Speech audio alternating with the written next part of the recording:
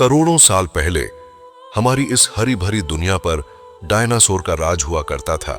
वे रहते थे जहां हम रहते हैं और उसी वातावरण में सांस लेते थे जिसमें आज हम ले रहे हैं।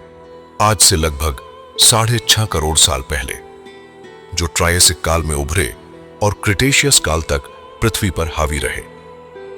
ये प्राणी विभिन्न आकारों और प्रकारों में मौजूद थे, जैसे विशाल शाकाहारी सौरोपॉड्स जो जंगलों में घास और पेड़ों की छाल से अपना पेट भरते थे, और कुछ मांसाहारी जैसे थेरोपॉड्स जो जानवरों का शिकार करके अपना पेट भरते थे, और सींग वाले डायनासोर जैसे ट्राइसेराटॉप्स।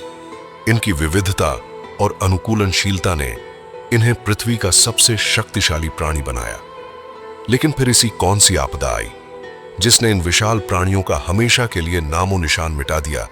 इसे गहराई से जानने के लिए हमें करोड़ों साल पीछे जाना होगा और डायनासोर के उस अंतिम दिन को गहराई से समझना होगा। चलते हैं आज से लगभग 6.5 करोड़ साल पहले। इस समय धरती का मौसम बिल्कुल सामान्य था। चारों तरफ हरियाली थी और समुद्र का जल स्तर भी सामान्य था। बड़े बड़े जंगल थे और चारों तरफ डायनासोर के चिल्लाने और चिंघाड़ने की आवाज है।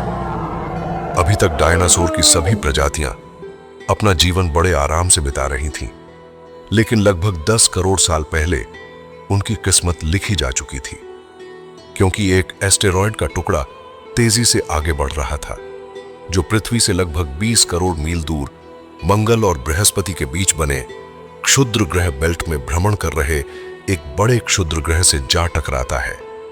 उस टकराव से उस बड़े क्षुद्र ग्रह की दिशा बदल जाती है और वह बड़ा क्षुद्र ग्रह पृथ्वी की ओर लगभग 22,000 मील प्रति घंटे की स्पीड से बढ़ने लगता है। जब यह एस्टेरॉयड धरती से लगभग 3,84,000 किलोमीटर की दूरी पर था, तो शायद डायनासोर का अंत न होता और न ही इंसान इस धरती पर जन्म लेता। लेकिन नियति को कुछ और ही मंजूर था। जब यह एस्टेरॉयड पृथ्वी के वातावरण के संपर्क में आया, तो इसकी स्पीड बढ़कर 80,000 किलोमीटर प्रति घंटा हो गई और पृथ्वी के वायुमंडल में एंटर करते ही घर्षण की वजह से यह एस्टेरॉयड एक आग के गोले में बदल गया। इसकी चमक इतनी थी कि पृथ्वी से टकराने से पहले कई जीव इसकी चमक से अंधे हो चुके थे, और कुछ ही समय के बाद यह एस्टेरॉयड मेक्सिको की खाड़ी के पास जा टकराता है। यह एस्टेरॉयड जहां टकराया उस जगह लगभग 170 किलोमीटर चौड़ा और 25 किलोमीटर गहरा एक गड्ढा बन गया।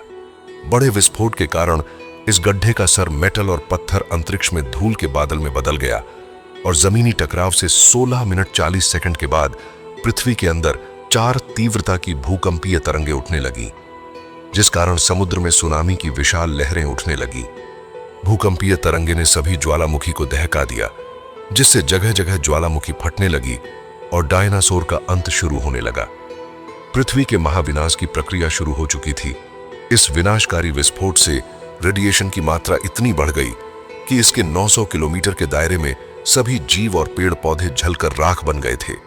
इस विनाशकारी विस्फोट से उड़ने वाले डायनासोर धरती के बिना से तो बच गए थे, लेकिन इस भयानक विस्फोट से जो मेटल और पत्थर अंतरिक्ष गया था, वो ठीक 30 मिनट बाद आग के गोले बनकर बरसने लगे, और दूसरी तरफ एक बड़ा तूफान जो धूल के बादल में बदलकर 8,000 किलोमीटर प्रति घंटे की स्पीड से विनाश मचाए हुए था। यह धूल के बदले कई किलोमीटर मोटे थे, जिस कारण सूर्य की रोशनी महीना तक धरती पर नहीं आ सकती और वायुमंडल का टेम्परेचर बढ़कर 100 डिग्री सेल्सियस तक पहुंच गया, जिससे लगभग सभी प्रकार के पेड़ पौधों और जीव जंतु का विनाश हो गया। विस्फोट के लगभग 1.5 घंटे के बाद धरती का तापमान 200 डिग्री सेल्सियस तक पहुंच गया, जिस कारण विस्फोट से जो डायनासोर कई किलोमीटर दूर थे, वह भी इस विस्फोट की चपेट में आ गए।